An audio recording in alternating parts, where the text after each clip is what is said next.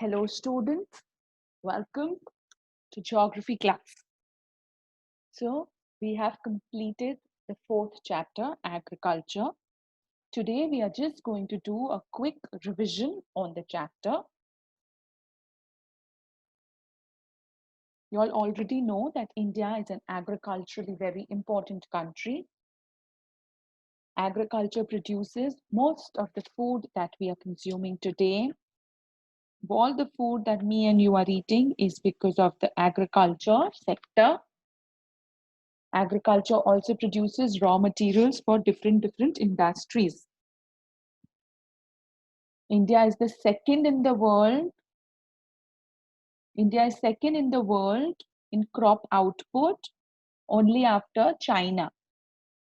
We have 1.4 million square kilometers of land which is under cultivation, and it's the biggest sector in India's economy is agriculture, which employs 52.1% of workforce.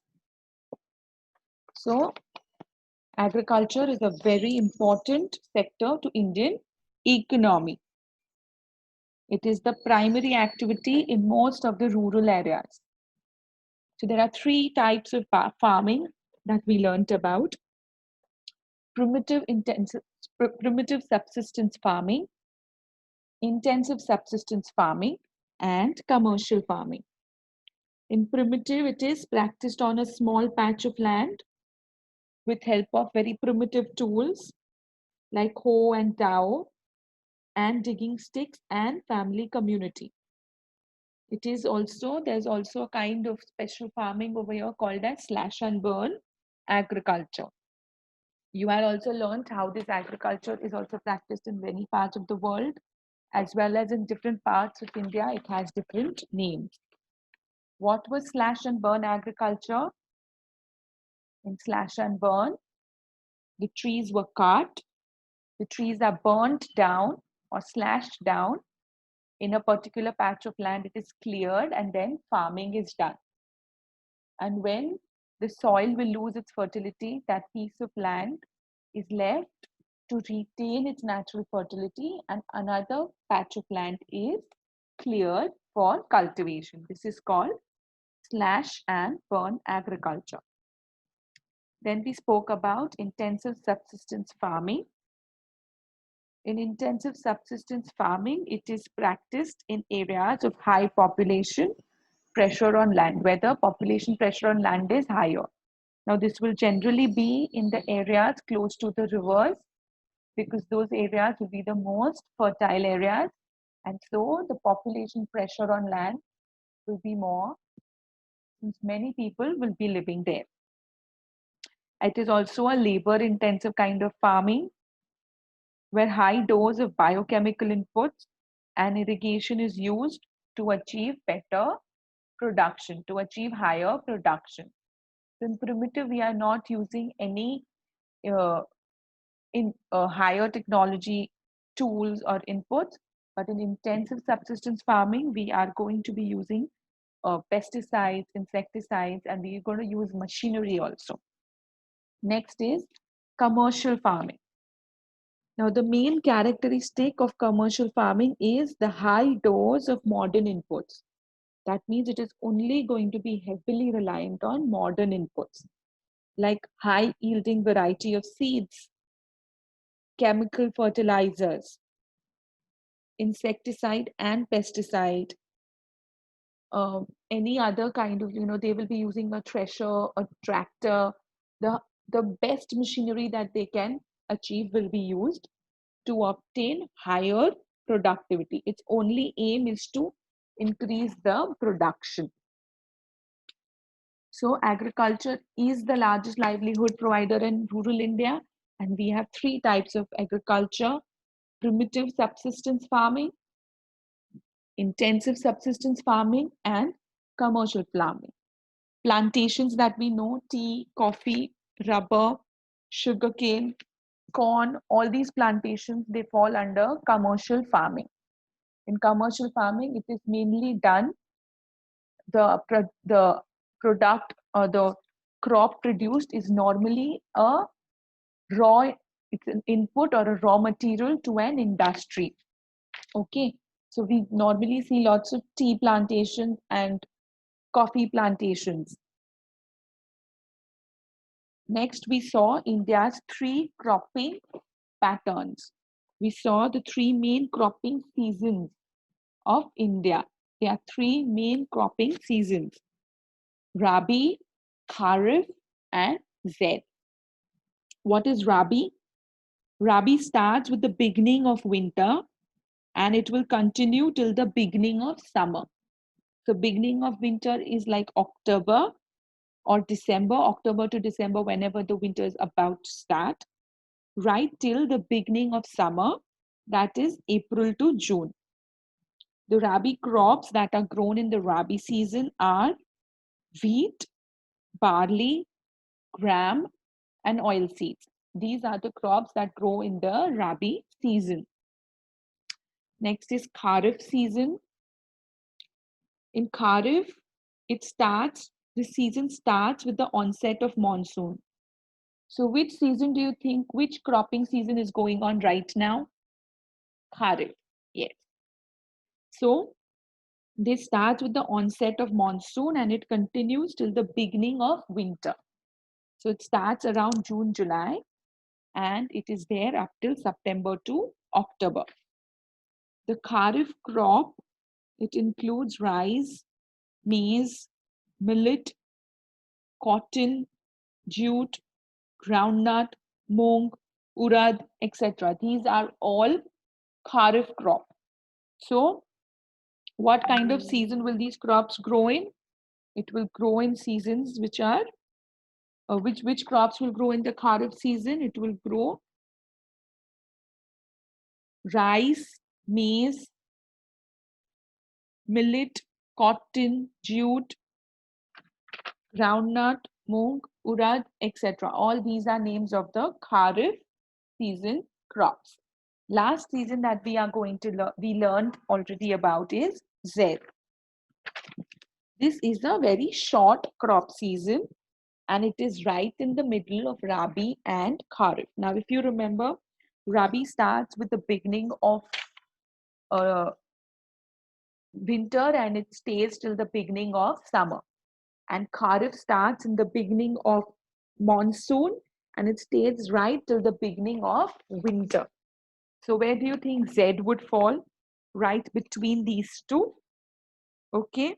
So between Rabi and Kharif, that is from April, June up till June, July. That means barely 2 months or 2.5 months put together is the Z cropping season. And in this season, we grow things like watermelon, cucumber, vegetables, and fodder crops. These are the major crops of the Z cropping season. Okay. Then let's look at the major crops of India. A variety of food and non-food crops are grown in different parts of our country, in different variations of soil and climate and cultivation practices.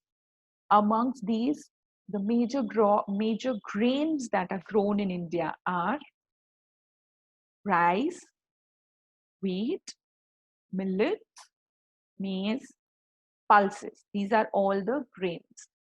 Next is the food crops, which are other than grain.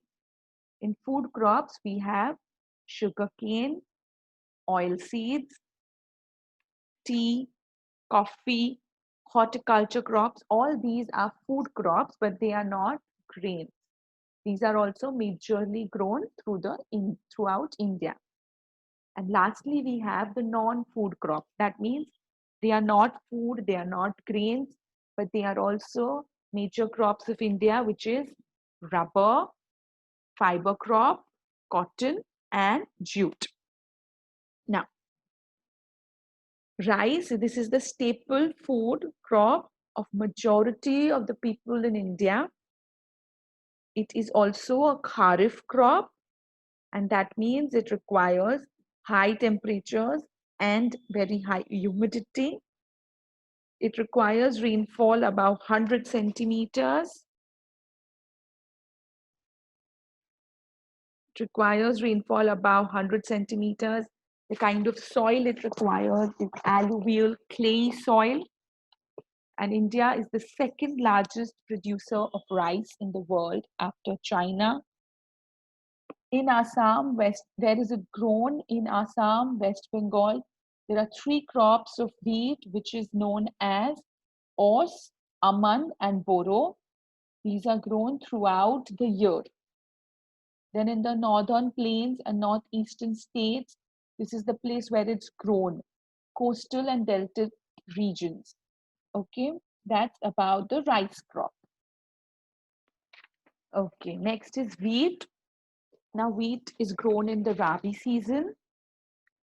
It is a cool growing season and it needs bright sunshine, rainfall from 50 to 75 centimeters of well distributed rainfall.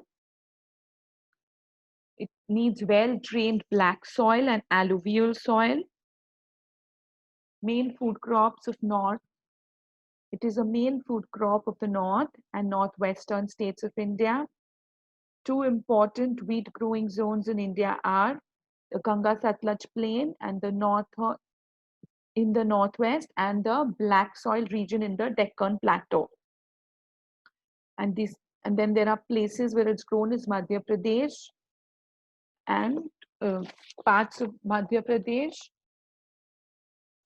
Punjab, Haryana, Uttar Pradesh. These are all the places where wheat is grown. So you can go through this table. I have made 3 tables for y'all, so please go through it.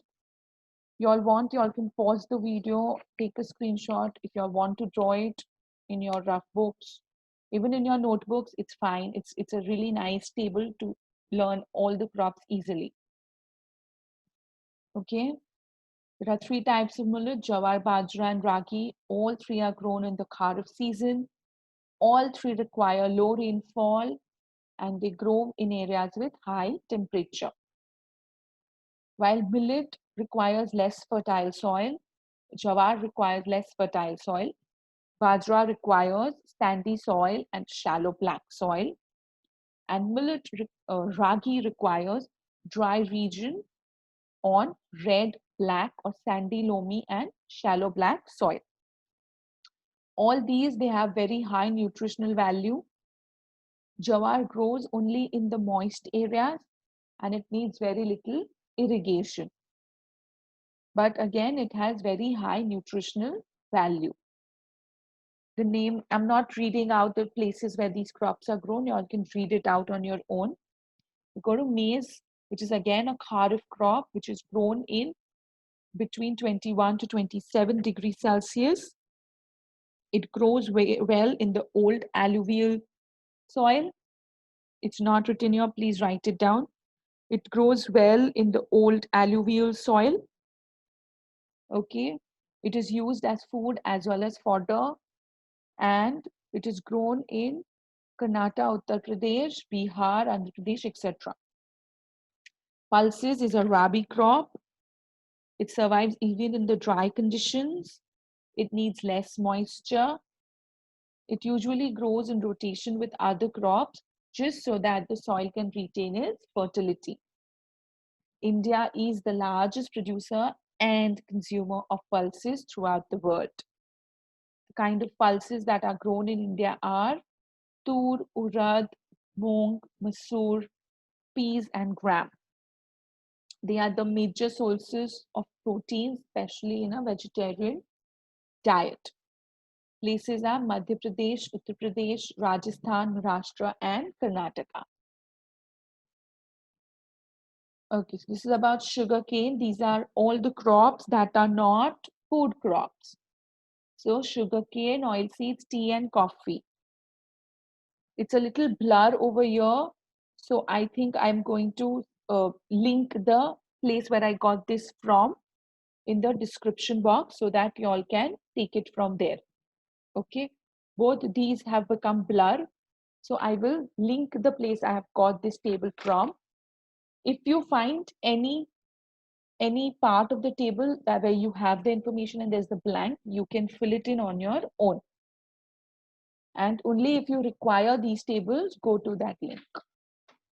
Then we come to technological reforms. There are some technological reforms that India has undertaken so that it can help in the agriculture. Which are these reforms? We have seen new techniques of irrigation. We see lots of tractors and iron plows being used. There are roads and communication, chemical fertilizers, quality of seeds, green as well as white revolution. So these are the technological reforms that we have undertaken. Green revolution was basically using better and high, uh, like high HYV seeds and fertilizers and threshers. This helped in producing more plants. It increased the cultivation and it became green revolution. White revolution was increasing the milk production. Okay. Even the roads and communication have improved, and that's why the sale of agricultural product can be done at faraway places and not just the nearest towns and cities.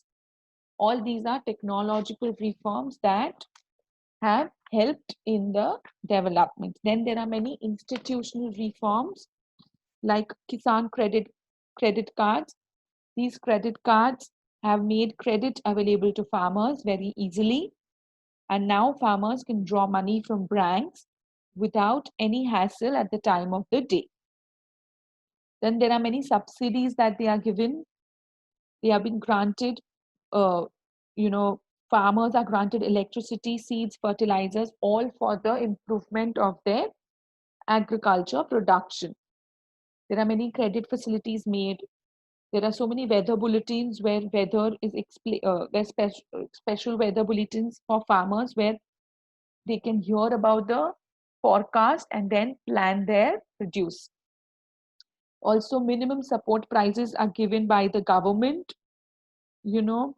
So these are announced before the sowing of crops so that it can remove the element of uncertainty from the farmers because they know that this is the minimum price they will get for the crops they sow.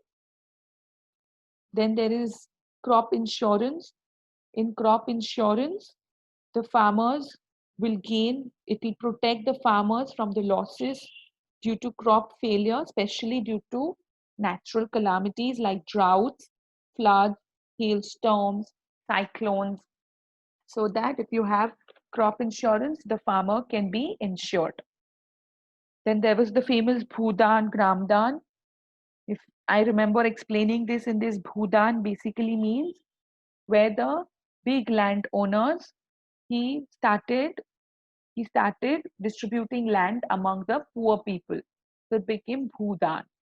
And Gramdan was when the Zamindar he started distributing villages to the landless people. This became Gramdan. Okay. This movement was initiated by Vinoba Bhave and it is also known as a bloodless revolution. Okay. So today agriculture is a very important contributor to the national economy and employment outputs in the country. I had told you all this in the first slide. It provides more than 52%, more than 50% of employment opportunities. The GDP rate is increasing, but it is not generating sufficient employment opportunities. The growth in farm is decreasing. Farmers are now withdrawing their investment from agriculture, which causes a downfall in the employment in agriculture. These are the threats that we are facing. Next is food security. So food security is to ensure availability of food to all sections of the society. So in this, it consists of two components, that is buffer stock and public distribution system. Public distribution system is a program in which food grains are provided and other essentials are provided to the people in the rural and urban areas. The primary objective of the policy is to ensure food grains to common people and at very affordable prices. This policy also focuses on the growth in agriculture production when they are fixing the support price, so that the support price is fixed before the farmer sows the seed, so that the farmer can rest assured that this is the minimum amount he will get if he will grow that crop.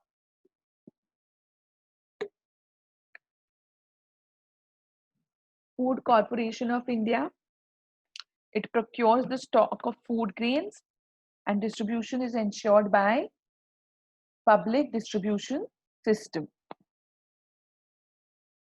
So we have spoken about this. FCI will procure the grains from the farmers at the MSP. Okay.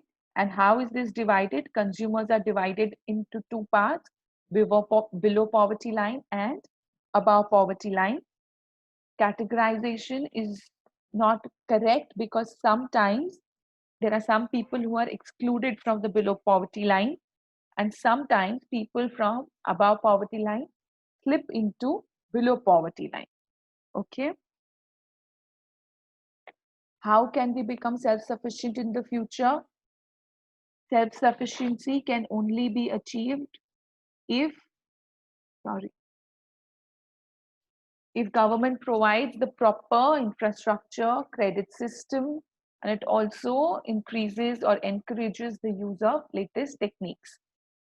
And we should also start focusing on other food crops other than only wheat, rice. Okay. Also, necessary infrastructure and irrigation facilities must be created so that private investment can be attracted into agriculture. The focus on increasing food grain production, it should be on sustainable basis, and also free trade in grains will create massive employment opportunities and reduce poverty in the rural areas. What is the future of India's food security? Shift from the food crops to cultivating fruits, vegetables, oil seeds, industrial crops. This has also led to the reduction of net sown area under cereals and pulses. Completion for land between non-agricultural uses and agriculture has reduced the net sown area. Productivity of land is declining due to fertilizers, pesticides, insecticides, and scarcity of water, especially because of no irrigation facilities. The farmers have taken out all the underground water, and our water table has completely depleted. Okay, this has also led to waterlogging and salinity.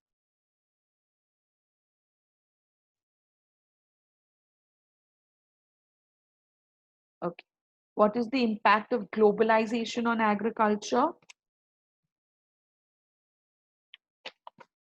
Under globalization, Indian farmers are now open to new challenges. Despite we are being an important producer of rice, cotton, etc., our products are not able to compete with the developed countries because of their highly subsidized. They follow subsidized farming more. Okay, intensive intensive primitive farming. Sorry, there were two types of farming we spoke about: intensive, primitive intensive farming, and primitive subsistence farming and intensive subsistence farming. In abroad countries, in the developed countries, it is basically they don't find the primitive subsistence, primitive farming. They only find the intensive subsistence farming, and so because of this, their production is higher. So now I want you all to find these things and stick pictures of these things in the notebook.